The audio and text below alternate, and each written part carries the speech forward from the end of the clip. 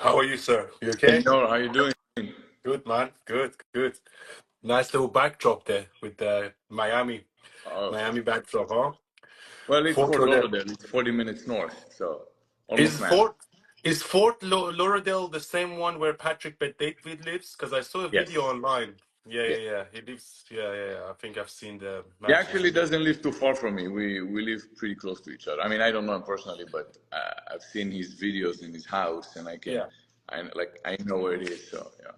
yeah. Nice. Messi lives there as well, apparently. Oh yeah, same Yeah, area. yeah, yeah, Yeah. yeah. Okay, guys, so I'm here with Mr. Yosef Martin. If you don't know him, he's a very successful entrepreneur. He sold his business for $500 million. Do you want to remind me what the name of the business was? Yeah, it was BoxyCharm. Yeah, It was sold in the US and Canada. It was a monthly beauty subscription box.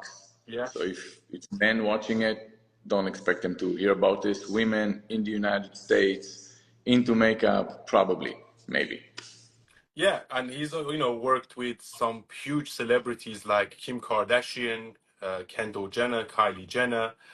And it's funny because how we met is that we haven't actually met. We met on Instagram. We started following each other because he was born in Israel. And actually, we recently done some business together, which actually made us closer. So we decided we're going to do this Instagram live.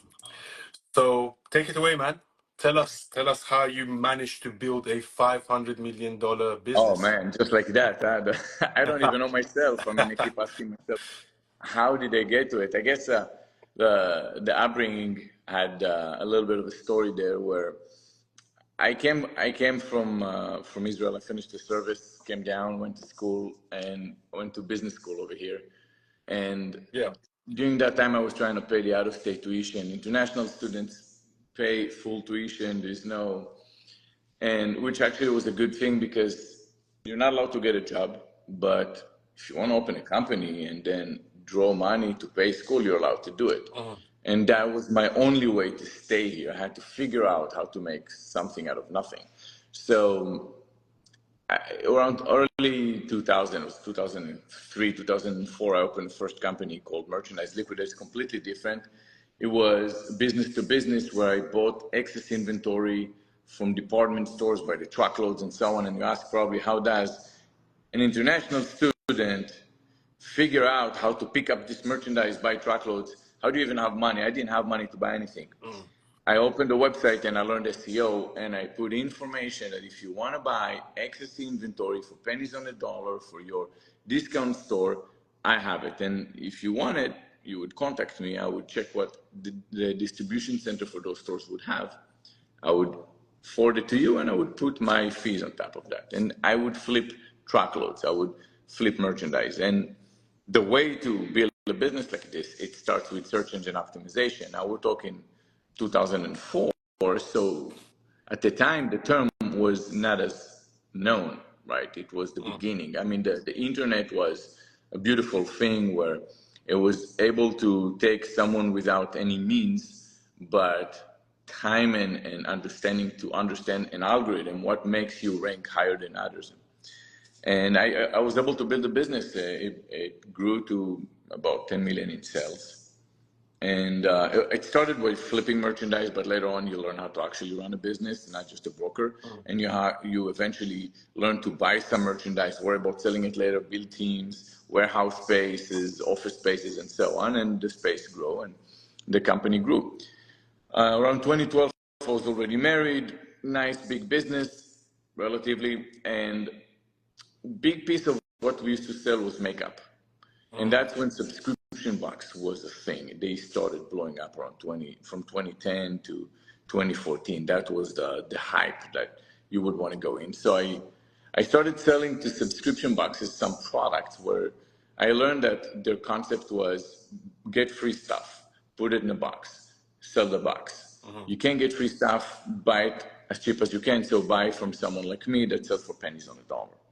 And Yeah. that's how it all started. So I'm like, okay, I can do it better than them. I have a better concept. It was all economical concept where I figure, what if I build a box that's a little bit more expensive, but with that extra money, I can pay for the manufacturing costs of the goods, and I would go to brands and select the right products, not just ask for free stuff.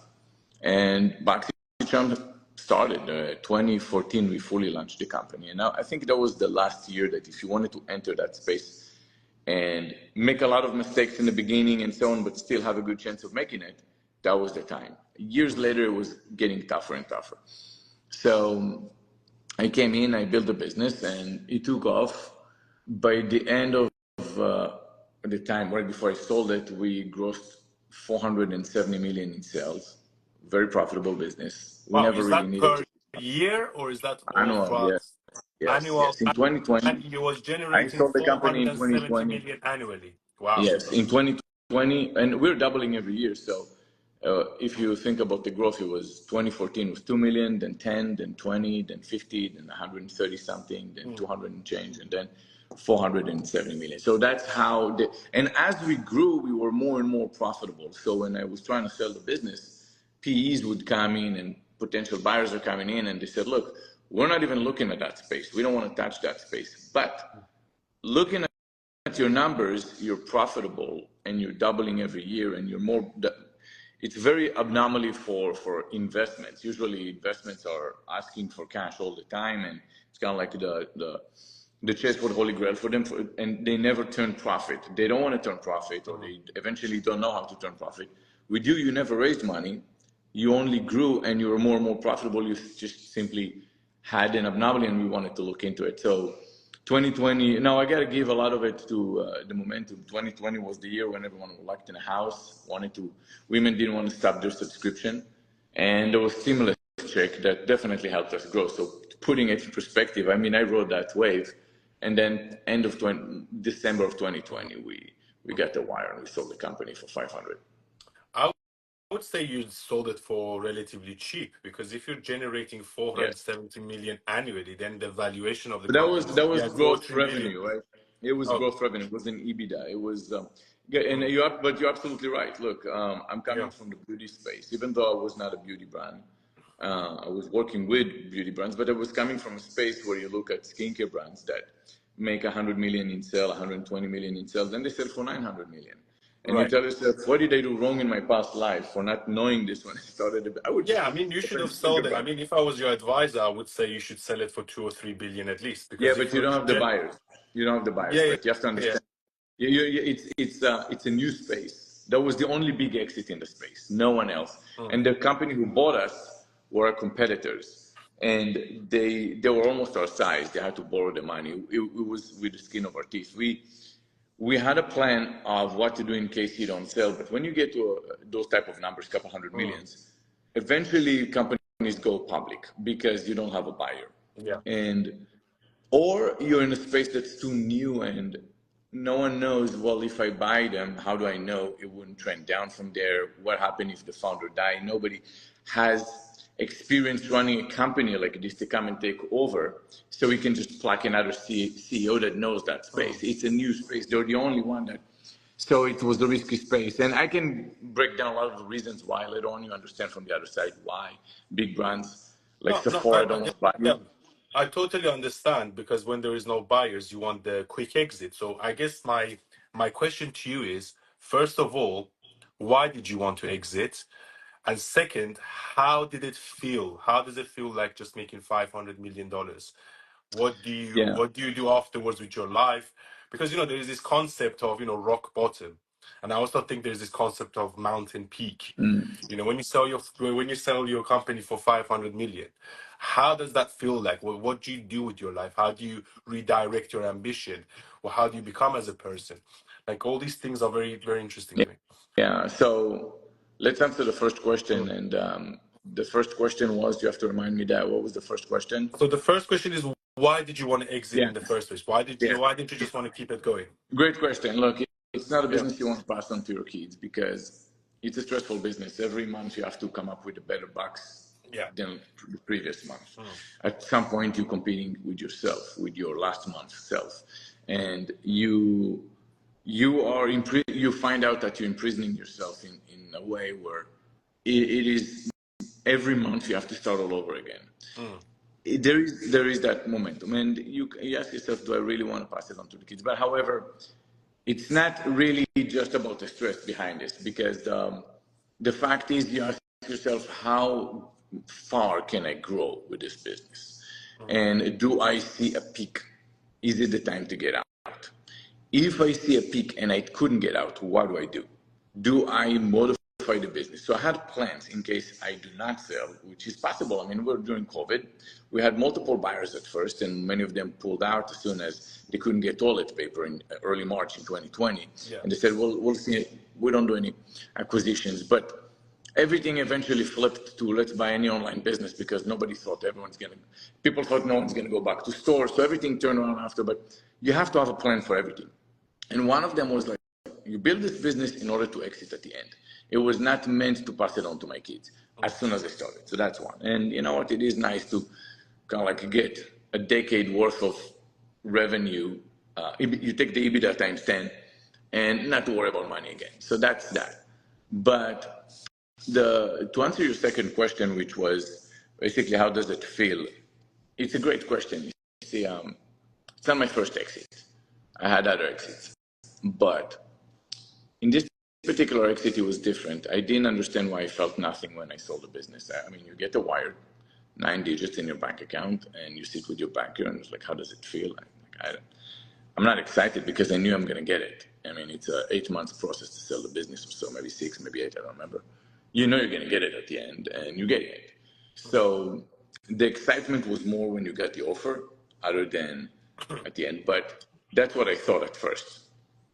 What happened was 6 months later, I was supposed to stick around for longer, but they were already from the space. My competitors, they knew the work, and I wanted to leave, and they said, okay. But around 6 months later, I went and I made an announcement on social media. Guys, I'm no longer part of the company. If your box was not delivered on time or something, don't come to me. I sold it. And at that moment, when I did this, I was sitting actually here in this couch. Right. I mean, it was a momentum where I got divorced a little bit before, and I have great relationship with my ex. I dropped off my kids. I have a week to do whatever I want. And I just made an announcement. I'm no longer running the business. And that's when everything came to me all at once. My life is completely different. I never have to work again. And it was the first time after 20 years of entrepreneurship that I didn't have a business to run. And suddenly you feel at peace. You know that whatever phone call you're going to get, it's not a catastrophe phone call. Usually a phone call would be because there was a problem that no one could solve. So when you get a call from someone in the business, you're like, it's somewhat exciting, but there is underlying stress. This time, you let it all go. You're done. And that's when it hit me. 6 months later, it hit me. It's a process that I didn't know why, but it took me a while to understand what happened in that moment when I sat down on that couch and I said, now I feel everything combined. The cash, the freedom, everything came at once. Yeah. And do you have like any existential crisis, or do you have this drive to say, oh, well, I have 500 million now. I want to reinvest this money into another business, another adventure, another thing? Because, from your I didn't get all personality, 500, by the way. I did not get all 500. I had taxes to pay. I had yeah, even part that came even around, a but I got hundred, a chunk, a nice chunk, not a whole. Yeah. yeah, even let's say even 100, yeah, for example, you're sitting around with all this cash. And I know your type of personality. I think you're a little bit like me. Like you can't stay still. You're very hyperactive. You like to do something all the time. So what's that feeling like? Like, do you have existential crisis, or do you ever think like, okay, well, I have 100 million in the bank. Should Yeah. I start a new adventure? Should I start a new business? Or are you just at peace? Are you just happy that you have this money in the bank so you have the You freedom? go You don't on want stress. the first year goes by. Yeah. You watch everything you can imagine on Netflix. You travel, you go here, you go there. You just swallow life. You enjoy life. Yeah. I was after 12 years of marriage too. It was good to try to be single again and see how Yeah. it is. A year, 2 years, maybe I don't remember how long chronologically. And then from Monday to another, the one thing that happened during that time was like, okay, so I go somewhere on vacation. This is the first time I travel, and I have nothing to worry about at home. The house is on fire because the business is da da da da da. It's the first time you're at peace. But I kind of learned that You know the analogy when you say, well, I met someone that's very toxic, always toxic relationship. They're going into those toxic relationship, and if you give that girl a good guy and he's a stable guy, she doesn't want him because he's boring. And you ask, but why? And it's mostly psychological. It's because they're looking for that Drama. highs and lows, and they get the addiction, the dopamine rush when it's so good. So they're willing to take the low. So if it's boring, they never get that high. That's why when you're an entrepreneur, you find out that just sitting on the beach is fucking boring. And it doesn't matter if you can do it. The fact is, it's boring. I learned that I needed the highs and lows similarly, but in business, there are those scenarios where it's a to be or not to be, and it's all on the line. And you just know that if you cannot find that solution, and you don't know if you're going to find a solution, and it's very well maybe that you're going to lose it all. But that part where you get that excites you for some weird reason, and then on the other side of it, when you fix it, that adrenaline rush is like nothing else. That dopamine rush where you fixed it and you feel the self-actual, you just don't get it on a civilian life sitting on a beach. So the reason of why we're playing this, it's a video game, and the money is a way to keep score, but you need that rush. Right? In a video game, you play and you enjoy the thrill without paying the consequences. Over here, you feel like if there is no consequences, there is no thrill. You give me a video game, it's boring. So this is my video game, and that's where I felt boring, and I said, okay, I have to do something new. So I'm building obviously something new. But so there are the investments, but it's just not as exciting. Right, right. So, I mean, you mentioned something about your ex-wife. So, may I ask you, when did you get divorced? 2020, or the time when I sold the business, we were already separated, and Yeah. we were stage friends. So I remember I told her about the whole exit, and it was exciting because she was the only person I was talking about. I didn't even tell my mom about this. It was just few key people in the organization and my ex-wife. No one else knew anything Right. about the process. Is there any like I'm not sure if I should ask you this, but is there any specific reason you got separated just after you made like hundreds of millions of dollars, Grew or was it apart. something that was We brewing grew over time? apart. We Right, grew right, apart. Two good people that deserve to be happy, and it just didn't work between them. And there's right. no drama. There's nothing really interesting over there. Just didn't For how work. long were you married for? 12 years. Oh wow! And how many children you have? Two. Two boys, two girls, One boy, or one girl. one boy, one girl. Okay, good. So, ladies, he's single. Just to let you know, he's got hundreds of millions in the bank, and he's single and lives in Miami. Oh my God. But yeah, so let me one last question because I know you said you want to go and pick your children up. Um, what's the best advice you can give to someone that wants to go on this journey of entrepreneurship? I can give an advice to someone who wants to. Yeah. Because everybody wants to, because they only hear about the excitement. They don't know all the raining days you're gonna have to go through in the stormy weather. It's really not for everybody. And if you haven't started with because you decided you want to start, then don't. It's okay. You can be highly successful working for and succeeding. So to succeed in life, you don't have to be an entrepreneur. That is the important part. Today, it's actually a cool thing to be an entrepreneur. Entrepreneurship became kind of like a trend now. But like anything else, some people are meant to play this game and some are not. I cannot be a basketball player. I'm 6 foot 1.5, 6'2". I am 47 years old. I am not going to be in the NBA no matter how hard I'm going to train. I might be a better player if I train every day, but I'm not going to be there, right? Some people are built for it, right? You can see it physically on basketball players. You can see it on entrepreneurs. If you're meant to be an entrepreneur, you will be an entrepreneur, Mm. okay? So instead of talking to the wannabe entrepreneur, I will talk to the bees, the one that started. And the one that started, those are the one that might want to get an advice. And Mm. remember this, when you run a company, it all comes down to making the right decisions every day, not one big decision or one small. It's every day what you do in your day. How is your work day look like? It would require you to be better than your competition and make better decisions along the way than your competition. And in order for you to do it, you want to always limit all the decision making and your day-to-day activation of what you're doing every day, what are you talking about every day, to the 1 to 3 big things, Mhm. which would always come down to very important and urgent. Sometimes you have to do something that's not very important, but it's urgent. Oh, I forgot to pay the rent. You know what? I have to drop everything and do it. It's not going to make my business bigger, but it's urgent. Otherwise, we have no office, right? But then you have the super important. And that's what makes you win the war of your business against your competition. Where if your competitor might be bigger and well funded, but they'll run meetings all day, talk about 20 different topics in the business, and it gives equal amount of time to all of them. Well, you go and you decide, I don't need to talk about 20 things. I have one or two big things I need to deal with. And it's okay to do nothing for the rest of the day. So I have a free time. So when I learn that there's a new trend, I have time to deal with this on the right momentum. Yeah. So that would allow you to make better decisions. Right. Right. They say basically swallowing the frog first thing in the morning. So the biggest tasks you have, or the most urgent tasks you have, do it the first thing, or the things that you don't really want to do. So one last question before you go. Let's say there's a young kid out there that's watching this, and they have no money, and probably they don't have a network, and they want to start a business. What would you tell them to do? What's Obtain a skill. Marketing skill would be the first thing, because if you yeah. have marketing skills, then you might, especially if it's viral marketing, not performance marketing, then you might not need money to start. I like looking at this as skills. As you start off, you start being skilled at marketing usually. Then you create awareness.